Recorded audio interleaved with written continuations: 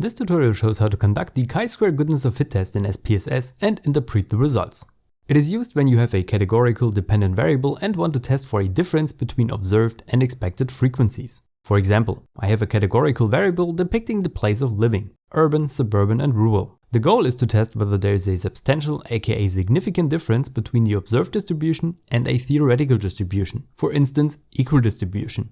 To get an idea of the frequencies, I can request descriptive statistics. This reveals that 11 of my 51 participants live in the countryside, 25 in suburban areas and 15 in the city. Percentages are also provided with 22, 49 and 29 respectively. To test for a certain distribution, navigate to Analyze, Non-parametric Test, One Sample. Now you have some customization to do. Go to Fields to select your test variable. The test variable needs to be the remaining variable on the right. Either select all other variables and move them to the left, or check Use Custom Field Assignments and move your test variable to the right. Next, go to Settings and select Customize Tests and also check the box on Compare observed probabilities to hypothesized chi-square test. To specify a theoretical distribution, click on Options. If you want to test for equal distribution, you can select the first option of Equal Probability for your categories. If you, however, expect different probabilities, you can specify the percentages, for example 0.2, 0.3 and 0.5.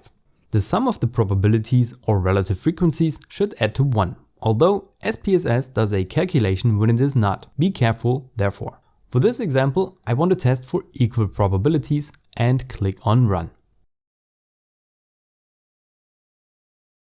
Your output will give you the test result at the top. Let's start with the bar chart below though, that shows the observed frequencies and expected frequencies. My hypothesized equal distribution, shown in red, differs quite a bit from the actual distribution in blue, especially for the first two categories.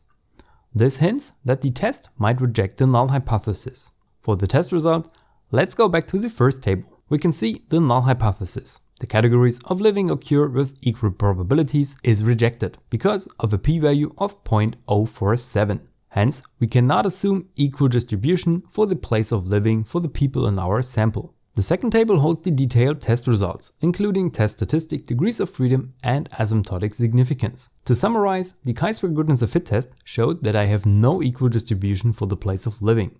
Please remember that you can test for any distribution, aka relative frequency, and equal distribution was only used for this example.